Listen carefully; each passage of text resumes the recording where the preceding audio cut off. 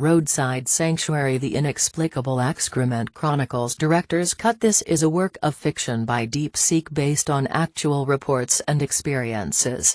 All characters, organizations, and events depicted are fictional and not related to any real entities. Prologue. The erosion of the inexplicable. Mr. Sato, who worked for a property management company, sighed deeply from Monday morning.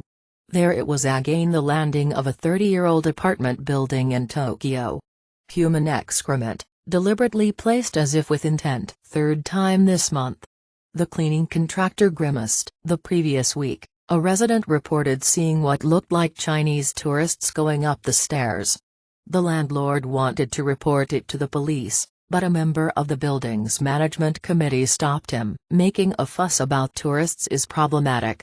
This area has seen an increase in private lodging. Chapter 1. The field becomes sacred ground. In a rural area of Kansai, Kazuo Takatsukaza's field had become a monthly ritual site. The first discovery was in early spring. Fresh excrement beside cabbage seedlings. Then in the next plot, and the next. As if marking territory at regular intervals. When I told the police, they said, "File a report for trespassing." He did. A middle-aged Chinese tourist got off a bus, entered the field without hesitation to relieve himself, and was caught in the act by police. "Why my field?"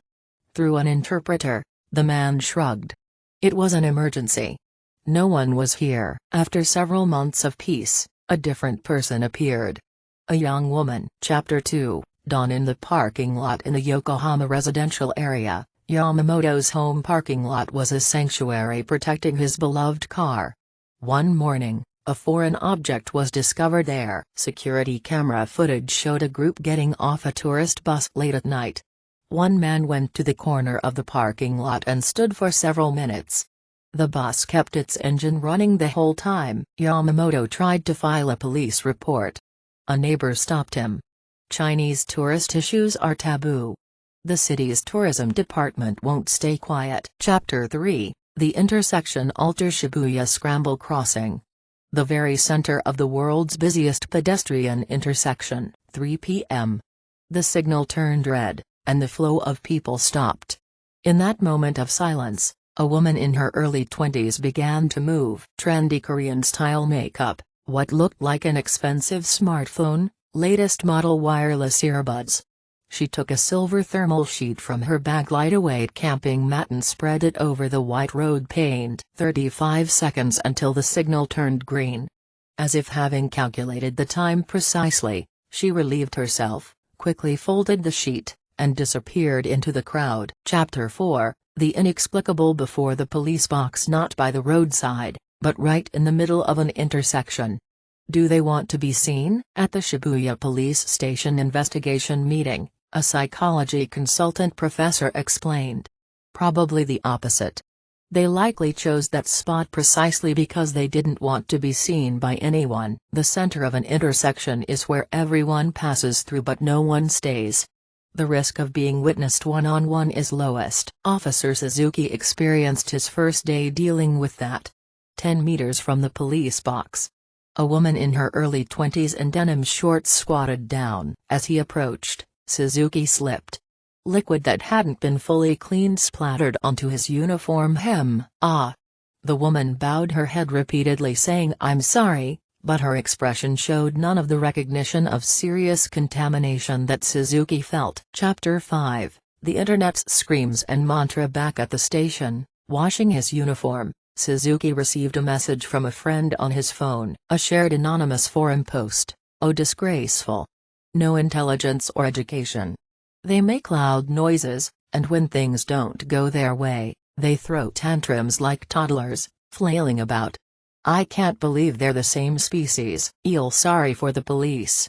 Their uniforms get poop on them with stuff like this. And the obsessively repeated phrase, "T's terrifying that it's not old men or women, but young girls doing it.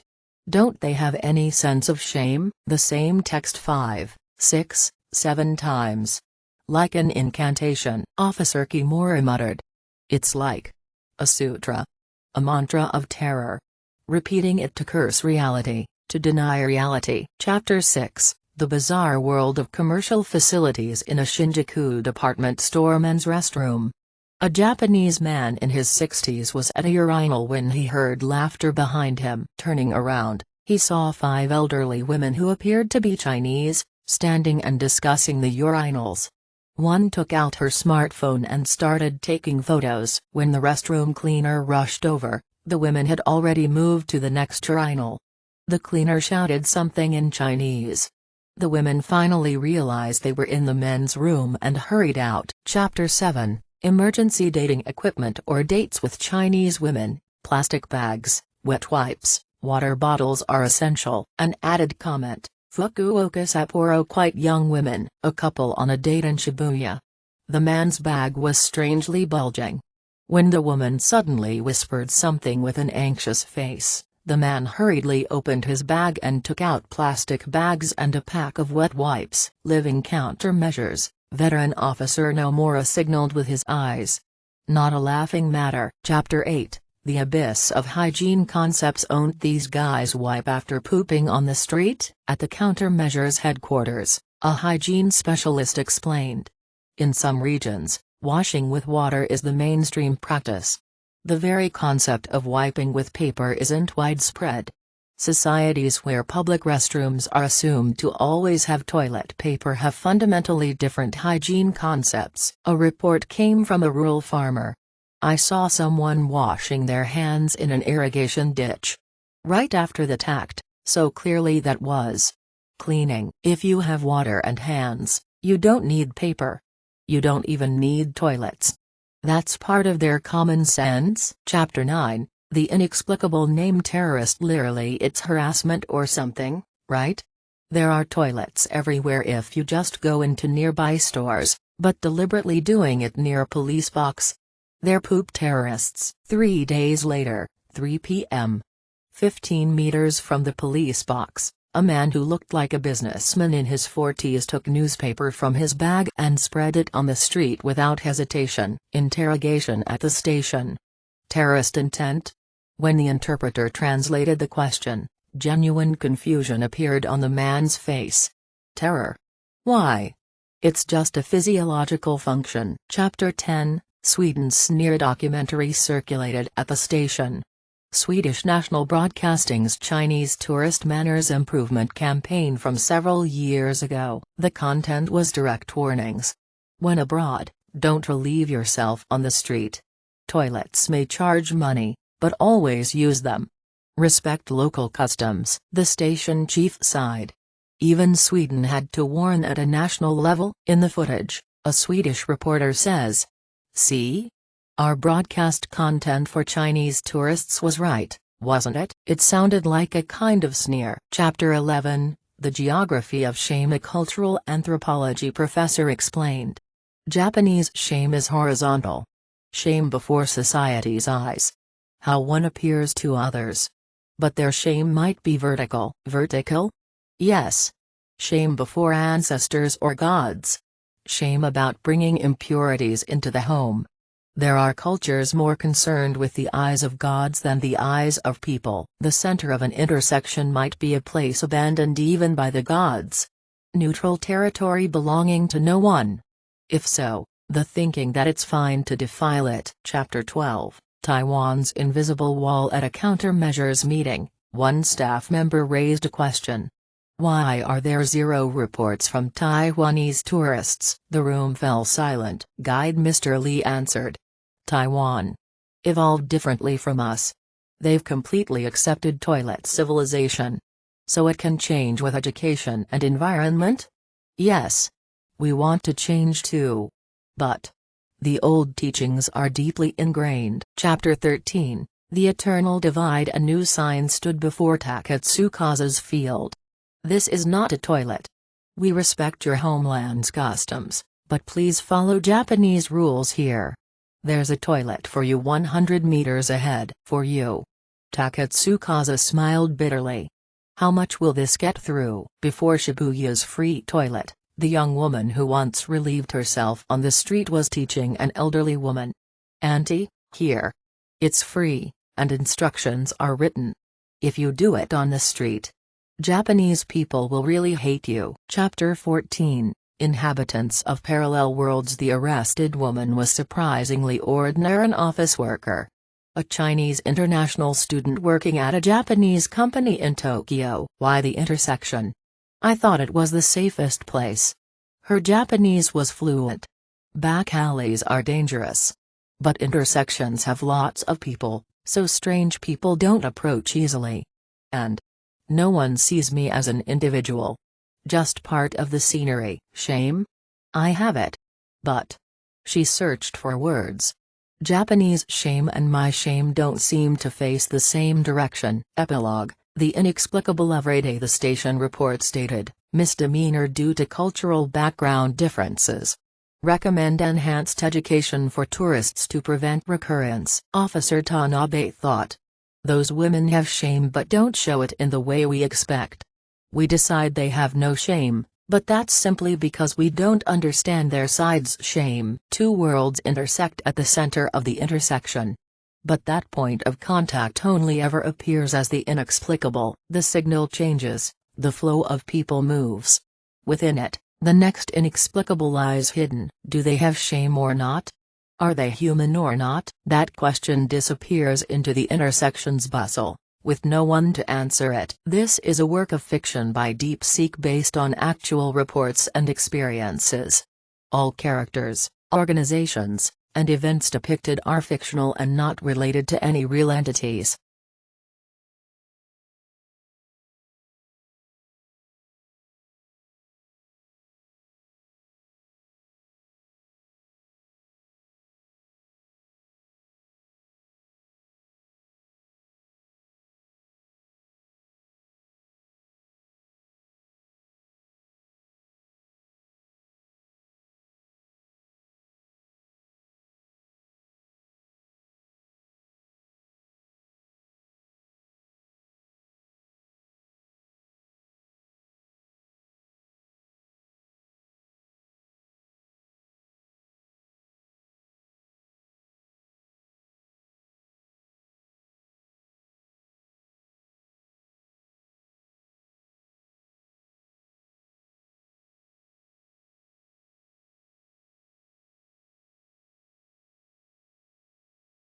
All right, let's jump right in. We're about to explore a series of truly baffling incidents, all based on a fictionalized report. These are events that really blur the lines between an emergency, a cultural taboo, and something that almost feels like a ritual. And it forces us to ask some pretty uncomfortable questions. And this right here, this is the core of it. This is the central conflict we're going to be looking at today. It's a question that started popping up in the most unexpected places all across Japan, from quiet neighborhoods to literally the busiest intersection on the entire planet. So how did this whole thing even start? Well, it began with a pattern, a series of bizarre discoveries that left residents, property managers, and eventually the police just completely scratching their heads. The first signs were quiet, almost easy to ignore. In a Tokyo apartment building, human waste was found just deliberately placed on a stairwell landing. Now, management was worried about upsetting the growing number of tourist rentals in the building, so they tried to keep it under wraps, but then it kept happening. From there, the pattern really started to escalate. A farmer out in the Kansai region began finding human excrement in his field. But get this, it was placed at these really regular intervals right next to his cabbage seedlings. It was almost like someone was ritually marking territory. He finally called the police, who ended up arresting a tourist they caught in the act. And his explanation? It was an emergency. No one was here. And the incidents just got bolder. In Yokohama, security cameras caught a tourist from a bus group using a private parking space as a toilet. When the owner wanted to report it, his own neighbor warned him off, saying Chinese tourist issues are taboo. So it became this problem that people could see with their own eyes, but were basically told to just shut up about. So you have these isolated, weird events, but honestly, they were nothing compared to what happened next. There was one act that took this whole thing from a series of private annoyances to a massive public spectacle. An act so audacious, it forced everybody to confront this phenomenon head-on. Okay, just picture this. Shibuya Crossing, the world's busiest intersection. A woman walks to the dead center, and unfurls a silver thermal sheet. As that 35-second countdown timer for pedestrians ticks down, she relieves herself. Then, just as quickly, she folds the sheet up and literally vanishes back into the sea of people. This wasn't panic. This was a calm, calculated 4-step ritual. And this single event just blew the whole mystery wide open. Right, so after the Shibuya incident, there was no more ignoring it. The public was absolutely outraged. And the authorities, well, they were in a state of just deep confusion. The search for an explanation had officially begun. The public reaction, especially online, was, well, it was visceral. This quote from an anonymous forum really captures that raw disgust. There was this feeling that a fundamental social contract had been shattered. It wasn't just anger, it was the sense of a profound, almost species-level difference. But while the public was furious, the police were trying to understand the psychology behind it all. One officer noticed how online forums kept repeating the same phrases of disbelief over and over. He saw it as more than just anger. He called it a mantra of terror, like it was a way for people to cope with something so far outside their own reality. Officially, the explanations were, they were all over the map. They ranged from downplaying it as just a private emergency to avoid scaring off tourists, all the way to calling it poop terrorism. This total lack of consensus just showed how unprepared the system was to even define the problem, let alone solve it. So, frustrated with the lack of answers, investigators turned to cultural experts, and that is when a really fascinating theory started to emerge, one that reframed the whole issue. It wasn't about a lack of shame, but maybe a fundamentally different kind of shame. This was the question that a cultural anthropology professor in the source material posed, and it's a huge pivot point. He basically suggested that to understand the act, you first had to understand the cultural lens through which it was being performed. So the professor first defined what he called horizontal shame. This is the kind of shame that's really prevalent in a culture like Japan's. It's all about the eyes of society, your friends, your colleagues, strangers on the street. The biggest fear is public judgment, losing face, being seen as improper by other people. But in contrast, he proposed this idea of vertical shame. Now here, the judgment isn't coming from the people around you, but from above, from your ancestors, from the gods. The greatest taboo isn't public embarrassment, it's defiling a sacred space, especially your own home, with something that's considered impure. So let's just put these side by side, because this is where it all clicks. For horizontal shame, the world is a stage and you're always performing. For vertical shame, the home is a temple that you must protect. It's a brilliant way to show how two people can be in the exact same situation and feel a sense of shame that's pointed in completely opposite directions. And this brings us right back to Shibuya. According to the professor's theory, if you're operating on vertical shame, the center of a chaotic public intersection, well, that's not sacred at all. It's the opposite. It's neutral ground. It belongs to no one, maybe not even the gods. So in that worldview, defiling that is okay because it protects the truly sacred space, your home. Now, this theory, it gives us a really powerful lens to look through, but that doesn't mean the situation is simple. The reality on the ground shows a really complex picture of adaptation, resistance, and the collision of two profoundly different worldviews. And what's really interesting here is that this isn't a one-size-fits-all issue. The data shows that culture and education play a huge role. For example, the report noted 0 incidents from Taiwanese tourists who have apparently completely accepted toilet civilization.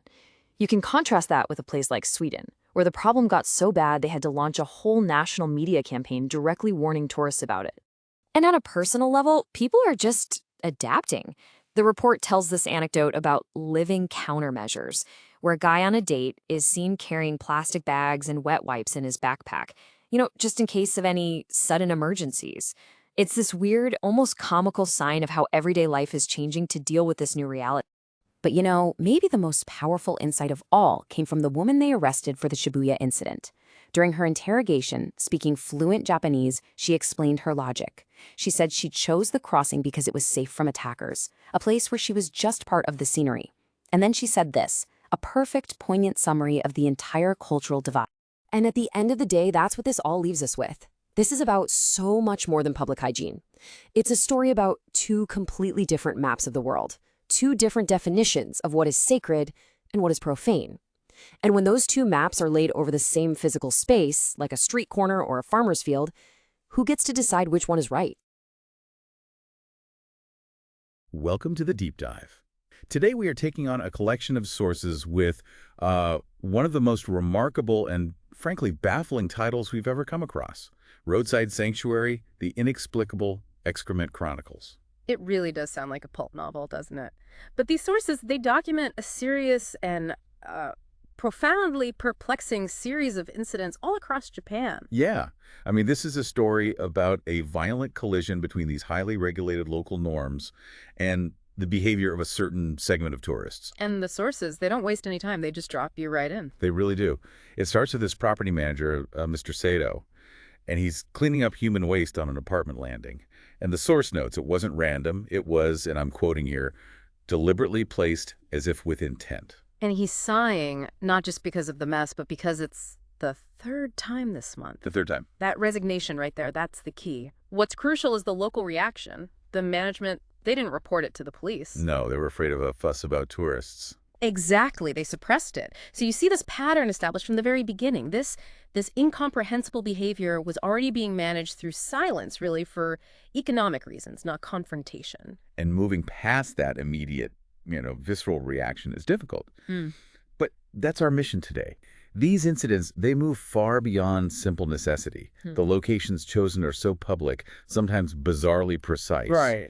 We have to get past the moral judgment, which is the easy part, and really analyze the psychological theories and the cultural context the sources give us to truly explain the why. Exactly. When a basic physiological function transforms into what looks like an act of public defiance, or even some kind of ritual, what fundamental cultural differences are being exposed? That's the core question for you to hold on to as we dive in. We're looking for the rationale behind the inexplicable. Okay, so let's start with the sheer geography of these acts. Because the pattern of where this was happening is what elevates it from just a nuisance to, well, a phenomenon. They weren't just happening in dark corners. No, not at all. They were calculated. The sources start us in the Kansai countryside, where a field farmer, Takatsukasa's field, essentially became a site of regular contamination. They call it a monthly ritual site. A ritual site. And the details are just so strange. The excrement was found precisely next to young cabbage seedlings. And in adjacent plots, too. As if marking territory at regular intervals. That's the quote. It's unbelievable. So the farmer installs cameras, and when they finally catch a tourist in the act, the man's explanation is it's a masterclass in cultural myopia. He was a middle-aged man, and through an interpreter, he just gave this purely practical defense. He said, it was an emergency, no one was here. No one was here. I mean, that just reveals a total lack of recognition of private property or, the concept of land contamination. He just saw the whole field as an empty space. And the incidents, they move so quickly from a rural private field to a dense urban residential zone. Take the account of Yamamoto in Yokohama. He finds contamination in his home parking lot, a space he viewed as his family's personal sanctuary. And the security footage confirms it. A tourist bus had just stopped, with the engine idling, while a passenger hopped out and quickly relieved himself in the corner. And this is where you see that pressure from the city's tourism department kicking in again. Oh, yeah. Yamamoto's neighbor immediately warned him not to file a report. Just said it flatly. Chinese tourist issues are taboo. The city's tourism department won't stay quiet. That one line, it just shows the immense economic stakes here, right? Certain cities rely so heavily on the money from these bus tours. Of course. And a highly publicized incident about hygiene would threaten that whole income stream. So you get this environment where residents are, they're pressured to just internalize these public health issues for the sake of the local economy. It's a tragic trade-off. It is. But the incident that really broke the domestic understanding of all this, the one that everyone talks about, was in the most public place imaginable. The Shibuya Scramble Crossing. The Shibuya Scramble, the heart of global visibility. It happened around 3 p.m., right in the dead center of that massive intersection. The woman was described as young, stylish clothes, expensive accessories, current Korean-style makeup. She didn't look destitute or ignorant. No, this was planning, not panic. The sources detail her actually calculating the traffic signals. She pulls out a small silver thermal sheet, spreads it precisely on the white road paint, performs the act, gathers the sheet, and just disappears back into the crowd. All within the 35 seconds that the traffic signal was read. The precision is just chilling. It makes you wonder, was this a protest? Was it an attempt to mock the severity of Japanese public order? And that's exactly what the police wondered at first. They asked, do they want to be seen? The visibility was just so extreme. But the psychological consultant they brought in, he introduced a far more counterintuitive theory. Wait, so choosing the center of the world's busiest crossing is actually a strategic move for maximum privacy? I mean, that sounds completely backward. It does, but the sources break down the rationale, and it's brilliant. The consultant argued that they chose the center because it's the one spot where the risk of being witnessed one-on-one is at its absolute lowest. Ah, okay. Think about it. Everyone is moving. Everyone's just passing through. Nobody lingers. You were just part of the moving scenery, part of the human tide. So it's the ultimate high visibility invisibility cloak. The sheer number of witnesses guarantees that no single witness will stop or stare or engage. Exactly. It's a really fascinating shift in understanding how perceived privacy works in a modern city. The domestic reaction, though, was anchored firmly in that traditional Japanese idea of public shame and contamination. Oh, absolutely. The sources use this vivid anecdote of an Officer Suzuki to illustrate the difference in perception. He was responding to a tip, and he slipped on some residual liquid near his police box, Contaminating his uniform. And the woman, once she was caught, she apologized over and over. But her behavior after the incident was the key. Right. She showed no recognition, as the source puts it, of the severity of it all, or the profound sense of serious contamination that Officer Suzuki felt. For him, being physically defiled by something so impure, especially in his uniform in a public context, it was deeply insulting. For her, it was just, an apology for making a little spill. The internal perception of the offense just did not line up at all. And this clash, it just played out so intensely online. The anonymous forum posts, they became obsessive. Officer Kimura, a high-ranking officer in the source, he noted the repetition of this one fear. It's terrifying that it's not old men or women, but young girls doing it.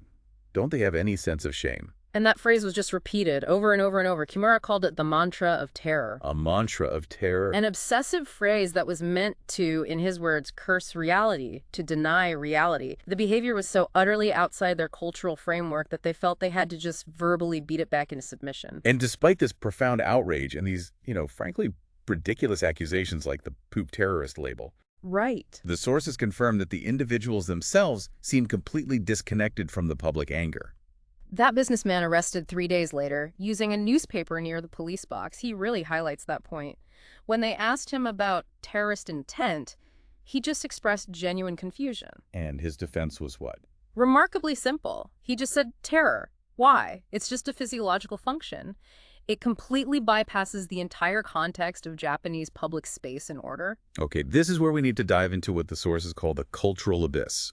The issue here is not just an emergency. It's a fundamental disconnect on hygiene and shame.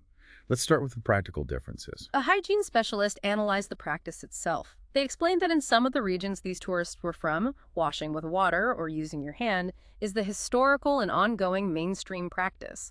The idea of wiping with paper just isn't widespread or seen as necessary. Which means the entire infrastructure of what the sources call toilet civilization is just. It's rendered completely superfluous if you're operating on a different cleaning methodology. Precisely.